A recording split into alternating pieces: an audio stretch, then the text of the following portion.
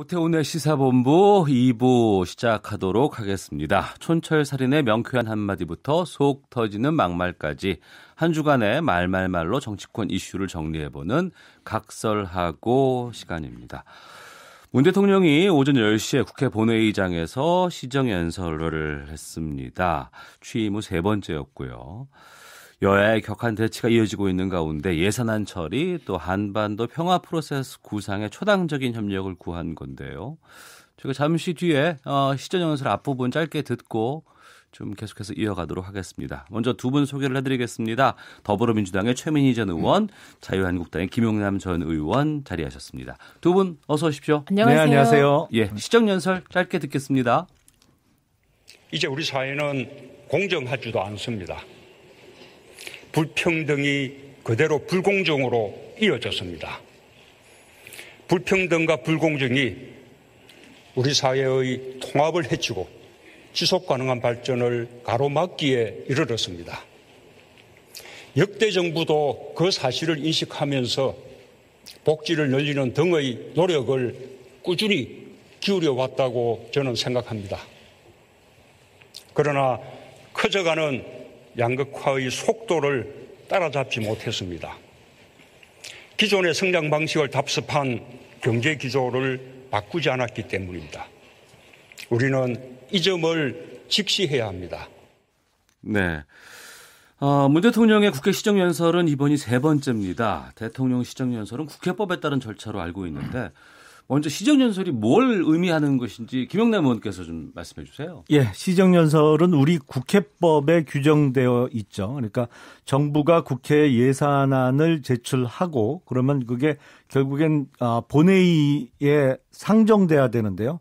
그 예산안의 내용을 설명하기 위해서 대통령께서 이제 국회에 와서 직접 어떠한 이유로 어디에 돈을 쓰려고 이런 예산안을 국회에 제출했다라고 설명하는 자리입니다만 사실은 예산에 한정되지 않고 국정 전반에 관한 철학을 설명하는 자리로 이제 보통은 그렇게 되어 있죠. 이제 경제가 중심입니다만 예. 그 외에 주요 현안이라든지 앞으로의 국정 운영 방안 등을 설명하는 중요한 자리입니다. 예. 최민희 의원께서는 이번 그 시정연설 어떻게 들으셨어요?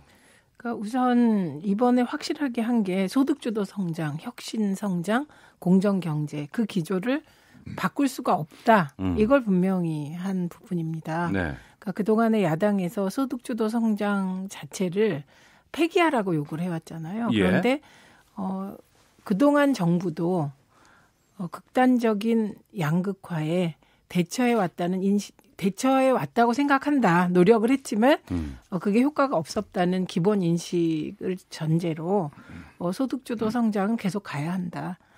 그리고 혁신 성장 관련하여 중소벤처 투자 더 육성하고 청년 투자 지원하겠다. 그래서 경제 정책의 커다란 철학, 네.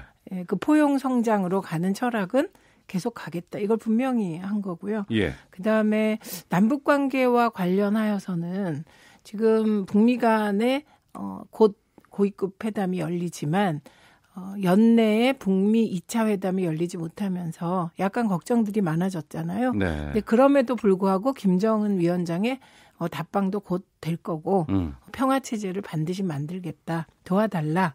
그러니까 무엇보다 입법에 대해서 몇 가지 이제 도움을 요청하셨는데 성심성의껏 열심히 하고 있다. 그리고 협치를 위해서 이제 곧 원내대표단과 만난다. 네. 그러니까 국회도 초당적으로 좀 협력을 해달라. 지금 노심초사하고 있으니 그 마음을 좀 알아달라. 이런 절절한 호소였습니다. 네. 그 절절한 호소에 대해서 오전 그 시정연설 끝나고 나서 자유한국당과 바른미래당은 좀 다른 시각의 논평들을 해놨어요.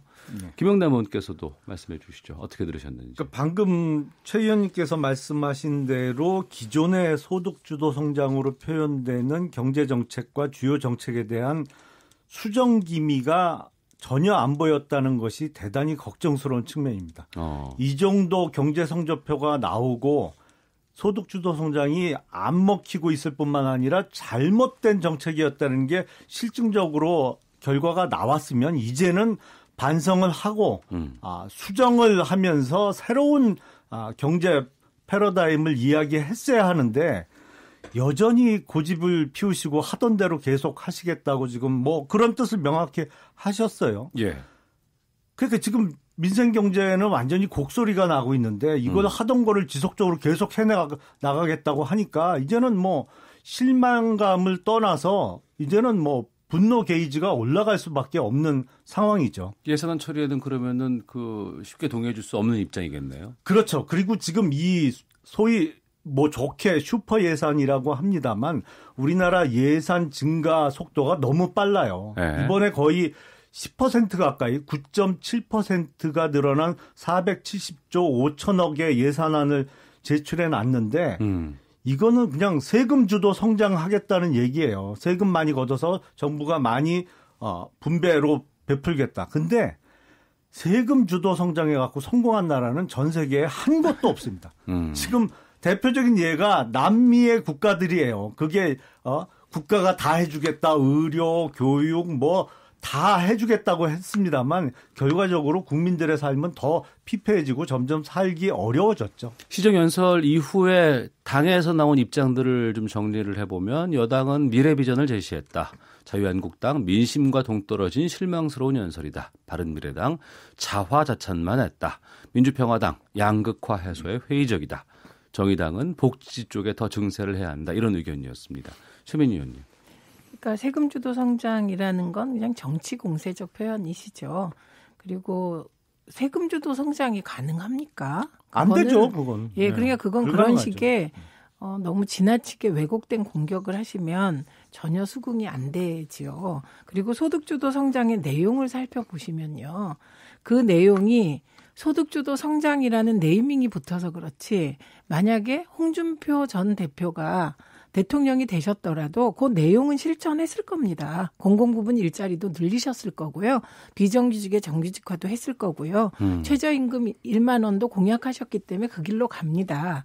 그리고 이미 최저임금 1만 원은 그 각 당이 대선 때 공약한 대로 속도 조절에 이미 들어갔습니다. 그래서 예를 들면 속도 조절 들어간 부분은 인정을 해줘야지. 그런 거를 계속 물고 늘어지면 곤란하시고요. 그래서 소득주도 성장이라는 이 네이밍은 이번 정부의 철학과 관련된 것이고, 말씀 잘하셨는데 남미의 경우는요, 일자리 창출이라는 개념보다 저소득층 직접 지원을 했죠. 예, 그리고 그 직접 지원과 동시에 임금을 인상했고 임금 인상한 부분에 대해서는 효과가 낮다고 평가를 받고 있습니다. 그러니까 그 남미 국가 일부가 어려워진 이유가 단순히 그 저소득층 지원 정책을 썼다 여기에 있지 않고요. 지금 우리 경제가 어려워지고 있는 초입에 들어간 것도 늘 말씀하시잖아요. 우리 경제의 대외 의존도가 높다는 거. 그렇기 때문에 그에 맞는 정책을 써야 된다고 하시는데 지금 미국과 중국 간의 무역 갈등 그리고 예를 들면 우리가 전통적으로 의존해왔던 경제 영역이 있습니다. 그게 이제 중화학공업이고 그중에 자동차 등이 있는데 지금 이 부분이 어렵고 자동차 조선의 구조 조정이 합리적으로 진행이 돼야 되는데 그게 우리의 과제로 있는 것이죠. 그래서 저는 이렇게 자유한국당에서 그러면 소득주도 성장의 내용 있잖아요. 그 내용을 하나하나 보시고 그게 뭐가 문제인지를 구체적으로 말씀하셔야지 이게 뭔가 시정이 되지 않을까. 알겠습니다. 김영남 의원님. 오늘 시간이 부족하겠는데요. 자, 일자리 말씀하셨는데 예. 이 정부 출범해서 1년 6개월이 지났습니다. 지금 일자리가 늘어났나요? 일자리가 줄어들고 있죠. 실업률이 높아지고 취업률은 낮아지고 있어요. 그러니까 지금 일자리 창출한다는 이 정부가 글쎄 일자리 창출에 기여한 점이 뭐가 있을지 모르겠어요. 청와대 대통령 집무실에 일자리 상황판 75인치 대형 TV를 2대를 걸어놨으니까 그 TV 회사의 제조 인력의 월급에 조금 보탬이 됐을까요? 자, 소득주도 성장은 제가 거듭 말씀드립니다만 제가 한글 깨우치고 들어본 얘기 중에 가장 멍청한 얘기예요. 이거는 처음부터 전혀 안 맞는 얘기입니다. 임금으로 이거 시간 드릴게요. 많지 않아서 임금을 올리면 근로자 계층의 전체적인 가처분 소득이 늘어나는 게 아니고요. 임금을 올리면 일자리가 줄어듭니다. 이건 기본이에요. 그리고 가처분 소득을 늘려서 경기를 활성화하려면 국가가 거기서 걷어가는 세금이나 그 사회보험료를 늘려서는 안 돼요. 그런데 이 정부는 계속 늘려가잖아요. 그러면 국민의 가처분 소득이 뭐가 늘어나요? 그리고 예로부터 지금까지 국민들로부터 많은 세금을 걷어서 정부에서 이렇게 나눠주는 과정에서는 항상 나눠주는 놈이 더 먹게 돼 있어요. 자, 최민희 의원님 시간 드리겠습니다. 그러니까 뭐 소득주도 성장에 대해서 욕을 하는 건 맘대로 하시고요. 일자리가 준 원인을 좀 정확히 보셔야 됩니다. 일자리가 어디서 줄고 어디서 생겨서 그나마 방어가 되고 있는지를 보셔야 하는데요. 일자리가 준 게 제조업입니다. 그게 조선하고 자동차예요. 그래서 이 조선, 특히 조선 부분은 이미 구조조정의 요구가 박근혜 정부 이전부터 있었고요. 그러니까 박근혜 정부 때 해야 될 일이 제조업 분야, 자동차 조선의 구조조정을 합리적으로 진행했어야 되는데 그걸 하지 않은 것입니다. 그러니까 그 제조업에서 일자리 주는 거 그럼 어떻게 해야 될까요? 네. 이거에 고민을 해 주시고 답을 주셔야 돼요. 왜 그때 제조업 구조조정 제대로 안 하셨는지. 그래서 그쪽에서 10만 개 이상 일자리가 지금 줄고 있는 겁니다. 그래서 40대 일자리가 타격을 받고 있어요. 그러니까 원인을 정확히 진단을 해야 되고요. 그나마 일자리가 는 곳은 예를 들면 공공부문 일자리 늘었습니다. 그리고 비정규직의 정규직화를 얘기를 하는데 비정규직의 정규직화를 그렇게 하려고 해도 비정규직이 더 늘었습니다. 그래서 비정규직 문제에 대해서 정규직화하지 않겠다고 하는 정당은 하나도 없는 거예요. 네. 그 과정을 잘 하라는 거잖아요. 그다음에 또 일자리가 준 지역이 소위 학원업, 교육 사업이 줄었습니다. 그거는 전반적인 수요층이 줄었기 때문에 줄어갑니다. 그러니까 지금 혁신 성장으로 중소기업과 벤처에 투자를 많이 해주겠다. 그리고 청년 창업에 투자하겠다. 이게 혁신 성장 부분에 투자 부분에 들어 있거든요. 그러니까 저는 그러면 자유한국당이 생각하기에 어느 부분을 어떻게 예산을 쓰면 이게 경제가 좋아진다.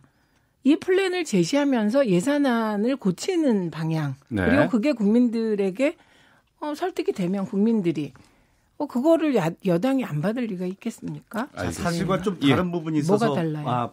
바로 잡겠는데 조선하고 자동차에서 지금 일자리가 줄었다고 네, 제조업이요. 말씀드리는데 조선하고 자동차는 이 대기업들이 전형적으로 가장 강성 노조들이 차지하고 있는 지역입니다. 그러니까 민주노총 금속노조가 대표적인 강성 노조라 거기서는 해고를 못해요. 기본적으로 지금 제조업에서 줄어들고 있는 것은 중소기업에서 임금을 못 맞추기 때문에 그리고 많은 자영업자들이 폐업을 하면서 거기서 고용됐던 사람들이 줄어들고 있는 것이지 이게 무슨 조선 자동차의 구조조정이 늦어져서 지금 일자리가 줄었다는 말씀은 전혀 맞지 않고요. 지금 아니요, 혁신성장 잠깐만요. 아니 사실을 가지고 말씀하셔야죠. 혁신성장 지금 말씀하시는데 예. 혁신성장을 하려면 지금 예를 들어서 지금 무슨 카풀 앱 때문에 택시 기사들이 파업도 하고 난리가 났습니다.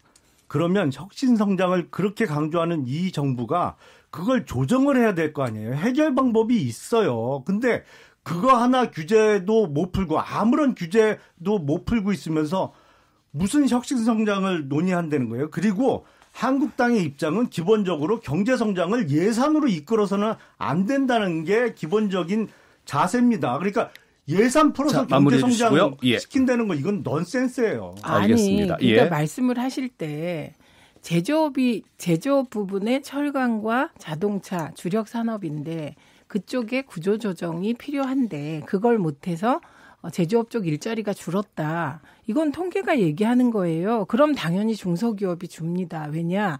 자동차 부품업체들이 중소기업이 많이 있거든요. 그래서 아니 자동차 연쇄 일자리 어디가 구조조정을 했어요? 지금 구조조정을 못했다고요. 못해서 무너지고 있다고요. 왜 이런 자, 제가 좀 개입을 하도록 하겠습니다. 마무리 하시겠어요? 최민희 의원님. 예. 그러니까 여기 제조업 취업자, 조선업 구조조정, 자동차 판매 부진 등의 영향으로 10만 5천 명이 줄었다. 이거는 그냥 통계가 말하는 거를 부정하시면 곤란하고요. 그다음에 지금 포용적 성장의 하나가 소득주도 성장인데 지금 소득주도 성장만으로 경제를 성장시키겠다는 사람이 어디 있습니까? 그러니까 매도하시면 안 되고요. 혁신 성장이 중요한 한 틀이기 때문에 이 혁신 성장의 핵심이 중소기업과 벤처를 육성해서 4차 산업혁명에 속하는 그런 이제 산업군을 키우겠다. 그리고 청년 일자리 차원에서도 청년들에게 창업할 수 있는 기회를 주겠다. 그러니까 좀 내용을 구체적으로 읽어보시고 비판을 하셔야죠. 우선 제가 지금 말씀을 좀 드리겠습니다. 지금 15분이 지났는데요. 총평 가지고 지금 15분이 흘러버렸어요. 네. 지금 저희가 다룰 수 있는 내용들이 엄청나게 많은데 청취자께서 의견을 좀 주시는 거 말씀 듣고 계속해서 이어가도록 하겠습니다. 6878 뒷번호 쓰시는 분께서는 소득주도 성장의 주어는 무엇입니까? 근로자 소득주도 성장이겠죠. 그런데 근로자들에게 소득을 줘야 할 사장님들, 경영진들은 아사식전입니다. 1833님 인수위도 없이 겨우 1년 반입니다. 신자유주의식으로 정책 펴던 예전으로 다시 돌아갈 수는 없습니다. 대안 놓고 비판해야 합니다. 김현주님 문재인 정부 1년 반 지났는데 구조조정 얘기 나오면 현 정부 탓 아닌가요? 라는 의견 주셨고요. 전형민님 4대강 사업이나 초이노믹스로 부동산 투기판 만든 야당이 너무 거칠게 비판하는 것은 아닌지라는 의견도 주고 계십니다. 팽팽한 지금 의견들이 지금 맞서고 있는데요. 자, 그러면 이번 올해 예산안이 내년도 예산안이죠. 470조 5천억 원, 올해보다 9.7% 증액 해달라고 지금 하는 것인데 이 규모에 대해서는 어떻게 보세요? 이게 정부가 돈 먹는 하마가 되는 거죠. 그러니까 이런 식으로 10% 가까이 1년마다 예산안을 증가시키면 사실은 민간 분야에서 쓸 돈이 없어집니다. 그만큼 정부가 많이 빨아들여서 정부 중심의 경제 생태계를 만들겠다는 것이죠. 그건 전혀 바람직하지 않아요. 그러니까 네. 정부는 적은 돈으로 효율적으로 운영돼야지 그 돈 제대로 다룰 줄도 모르는 공무원들이 여기 쓸까 저기 쓸까 배분해갖고 무슨 나라 경제가 잘 되겠어요. 지금 경제 성적표가 이렇게 참담한데도 아직도 고집 피우잖아요. 자기네들 말이 맞다고. 참 답답합니다. 최민희 의원님.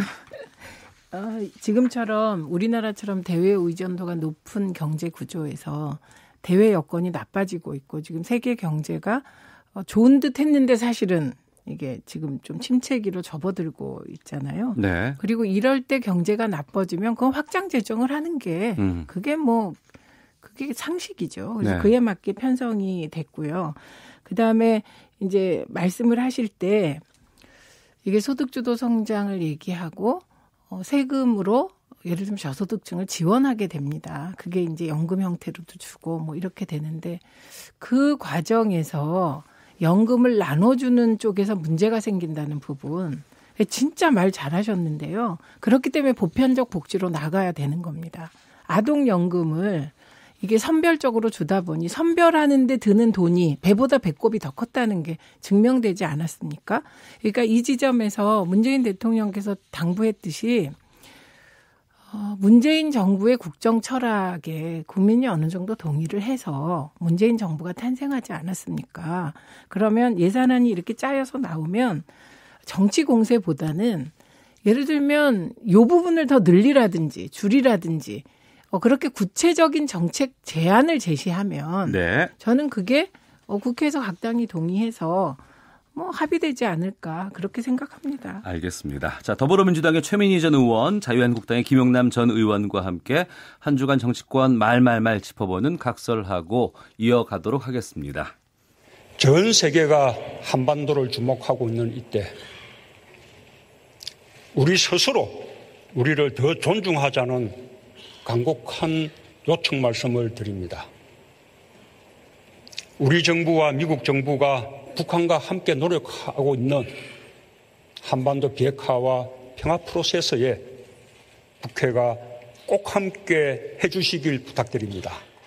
우리에게 기적같이 찾아온 이 기회를 반드시 살릴 수 있도록 힘을 모아주시기 바랍니다. 우리가 이 기회를 놓친다면 한반도의 위기는 더욱 증폭될 수밖에 없습니다.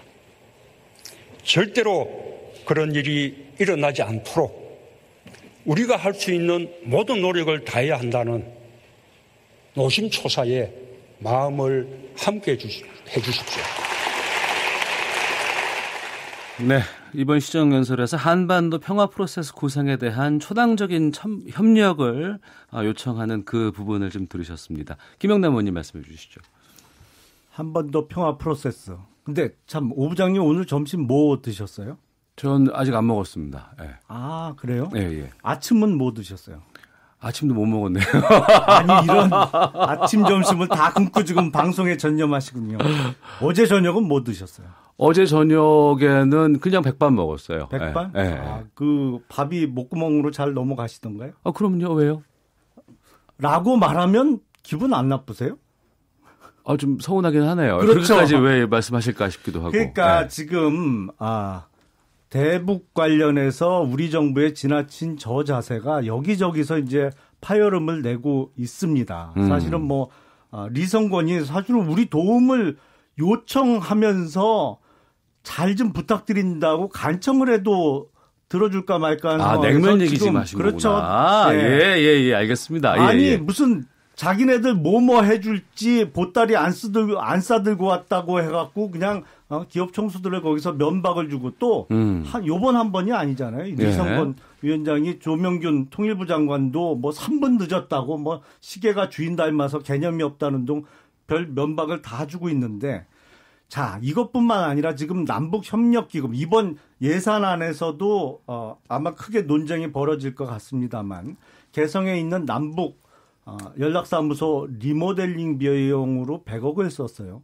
근데 처음에는 8,600만 원 쓰겠다고 하다가 100배 넘게 썼는데 그 건물을 통으로 없던 건물을 새로 줘도 100억이 안 듭니다. 그건 뭐 건축하시는 분들은 다 알아요. 근데 지금 100억을 썼다고 해놓고 그 세부 항목을 제출하라고 그러니까 못 내놓고 있어요. 안 내놓겠다고 하고 있어요.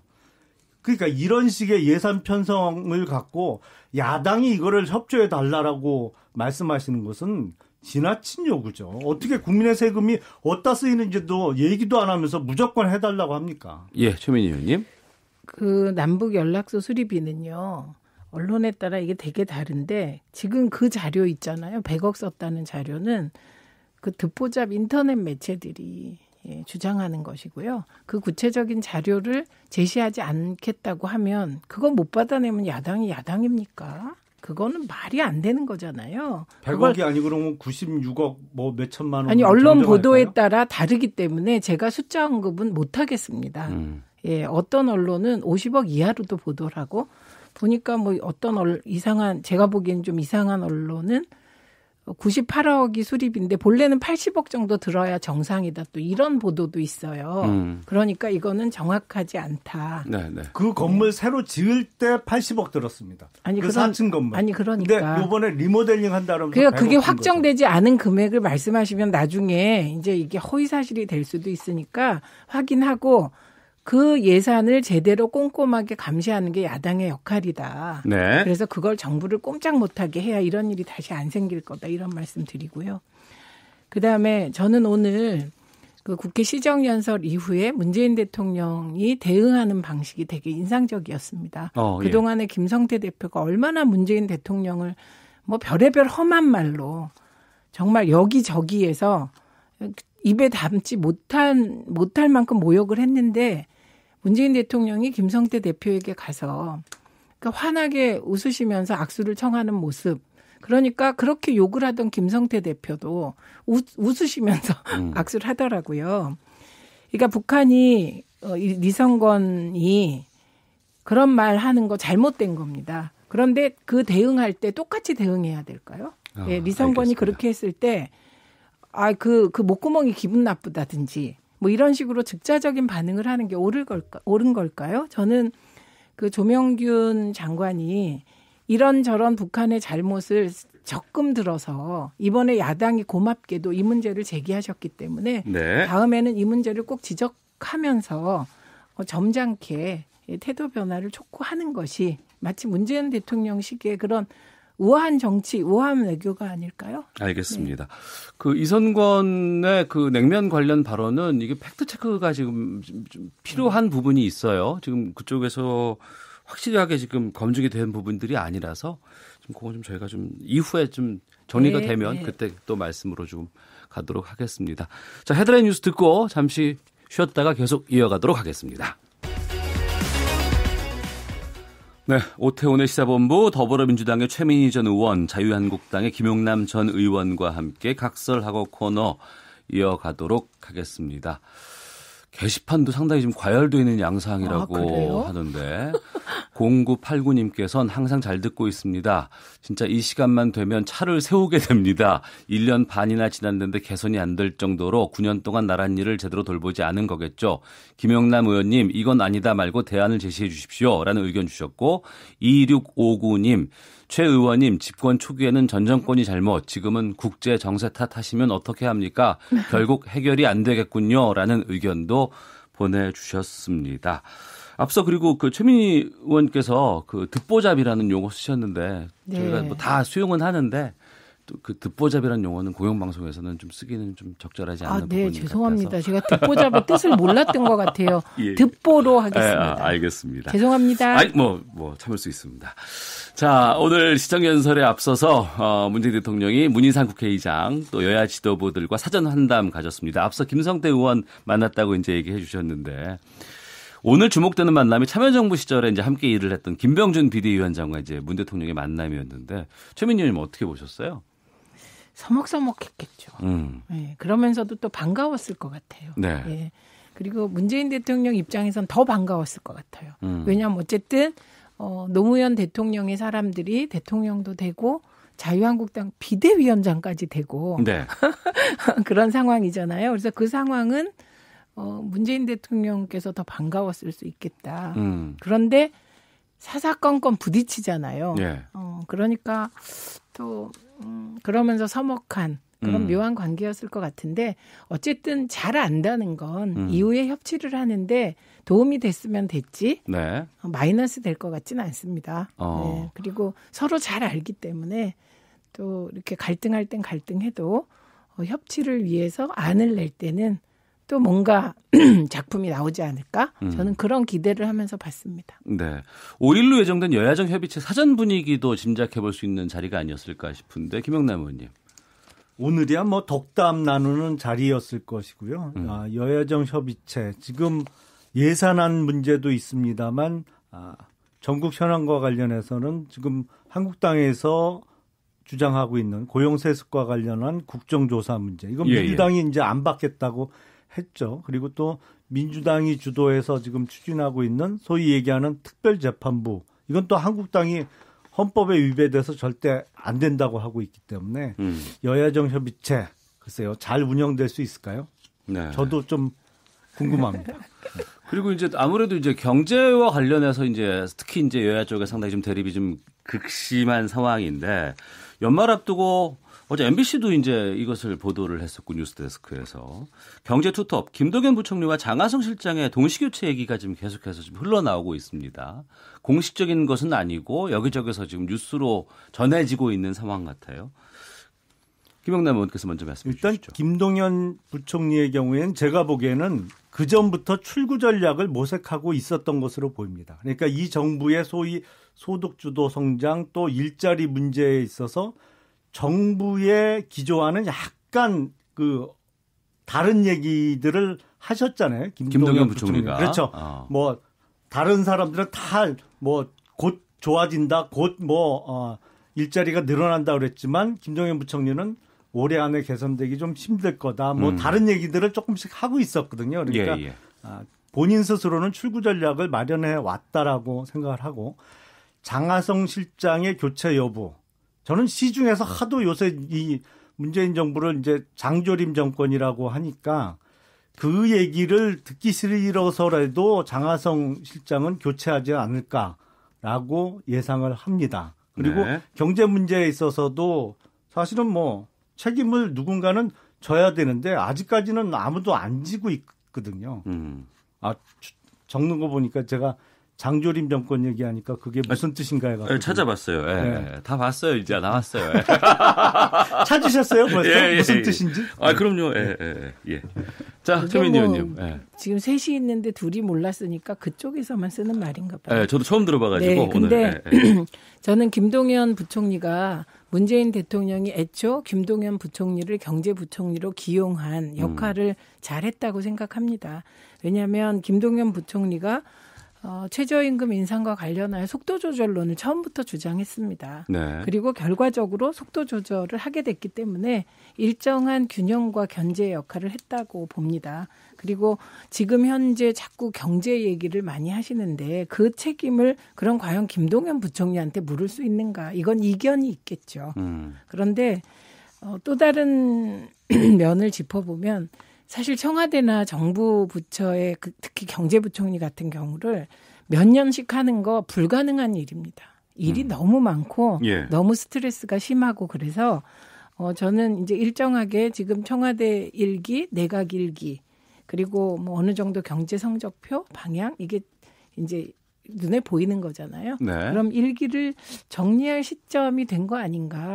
네, 그렇게 보고 그리고 장하성 실장에 대해서는 뭐 저는 예측을 잘 못하겠습니다. 예, 그런데 우선은 장하성 실장도 오늘 대통령께서 시정연설에서 소득주도 성장 기조, 혁신성장, 공정경제는 간다. 네. 그러니까 그러면 뭐 과연 그 표형적 성장을 이끌고 갈 참모가 뭐 다른 참모가 있을 수도 있지 않겠습니까? 네. 예, 그래서 교체할 수도 있다고 생각하고 뭐 두 분 교체되면 또 다른 분이 또 잘 하지 않을까? 뭐 그렇게 생각합니다. 그래서 사실 교체에 대해서 막 이렇게 갈등 부각하고 이게 저는 별로 관심이 안 갑니다. 네.